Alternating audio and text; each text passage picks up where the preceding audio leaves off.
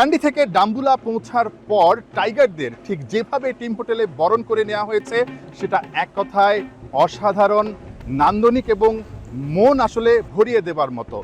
বাংলাদেশ দল ক্যান্ডি থেকে যখন ডাম্বুলা আসছিল তখন প্রায় 2.5 ঘন্টার পথ পাড়ি দিয়ে এসেছে, কিন্তু সেখানে অলমোস্ট প্রায় 5 ঘন্টা সময় লাগিয়েছে। মাঝখানে নামাজের বিরতি ছিল, জুমার বিরতি, পাশাপাশি খাবার দাবার অর্থাৎ দুপুরের লাঞ্চটা তারা সেরেছেন, পাশাপাশি সাইট সিং অর্থাৎ রাস্তায় আসার পথে যে ধরনের সৌন্দর্যগুলো আছে তারা সেগুলো দেখতে দেখতে এসেছেন একটু সময় নিয়ে। খুব স্বাভাবিকভাবেই তাদের মনটা ভালো থাকার কথা না, এবং টিম হোটেলে এই ধরনের রিসিপশন দেওয়ার পরও আমরা দেখেছি ক্যাপ্টেন লিটন কুমার দাস, মেহেদী হাসান মিরাজ, তাসকিন আহমেদ কাউকেই আসলে খুব বেশি উৎফুল্ল মনে হয়নি। সবার মন খারাপ। যারা এখানে আসলে রিসিপশনের দায়িত্বে ছিলেন তারা ফুল দিয়ে আসলে অভ্যর্থনা জানাচ্ছিলেন।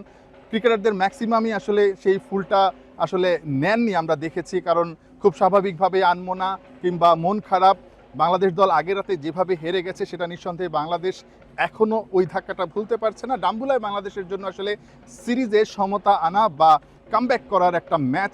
ডাম্বুলায় বাংলাদেশ দল এর আগে কখনোই টি-20 ম্যাচ খেলেনি, ওয়ানডে দল খেলেছে, যেখানটায় তাসকিন, মুস্তাফিজ এরকম 2-3 জনের আসলে খেলার অভিজ্ঞতা আছে।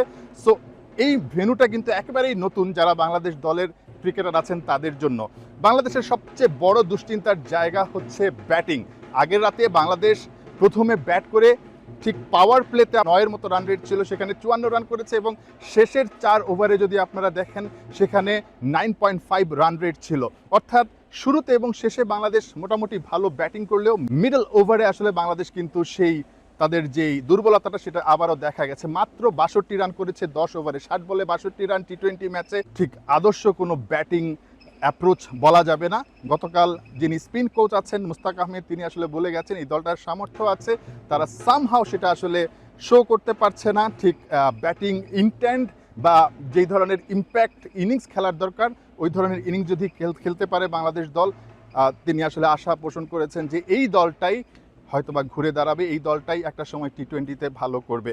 ঠিক এই ধরনের রিসোর্টে, অর্থাৎ এখান থেকে কিন্তু এখানকার যে ঐতিহ্যবাহী লায়ন রক বা সিগিরিয়া বলে আসলে বিখ্যাত জায়গা, সেটা দেখা যায় অনেক নান্দনিক সুন্দর একটা জায়গা। এটা রিসোর্ট আসলে, টিম হোটেল বললে ভুল হবে, দারুণ একটা রিসোর্ট। সবাই আলাদা আলাদা করে আমরা দেখেছি তাদের রুমে চলে গেছেন। এখানে বসে আসলে প্রাকৃতিক সৌন্দর্য উপভোগ করার মতো একটা অবস্থা অবশ্যই আছে আশেপাশে, কিন্তু বাংলাদেশ দলের যে পারফরমেন্স তাতে করে তাদের মনটা ভালো থাকার কথা না, কিংবা এই সৌন্দর্যগুলো আসলে মন ভরে দেখার মতো অবস্থায় তারা নেই। নিশ্চয়ই একটা জয় আবারও তাদেরকে বদলে দিতে পারে, আবারও হয়তো বা বাংলাদেশ দলকে সেই প্রথম ওয়ানডে হারার পর সেকেন্ড ওয়ানডেতে বাংলাদেশ যেভাবে জেতার পর চাঙ্গা হয়েছিল হয়তো বা চাঙ্গা করে দিতে পারে, আবারও হয়তো বা টি-20 সিরিজে জয়ের একটা স্বপ্ন বাংলাদেশ দল দেখতে পারে। ডাম্বুলায় বাংলাদেশ দল যদি আসলে সেকেন্ড টি-20টা হেরে যায়, তাদের আসলে এই যে সফরটা একেবারেই ব্যর্থতায় মোড়া হয়ে থাকবে, কারণ বাংলাদেশ টেস্ট সিরিজটা জিততে পারেনি, ওয়ানডেও জিততে পারেনি, পাশাপাশি ডাম্বুলায় যদি এই সেকেন্ড টি-20তে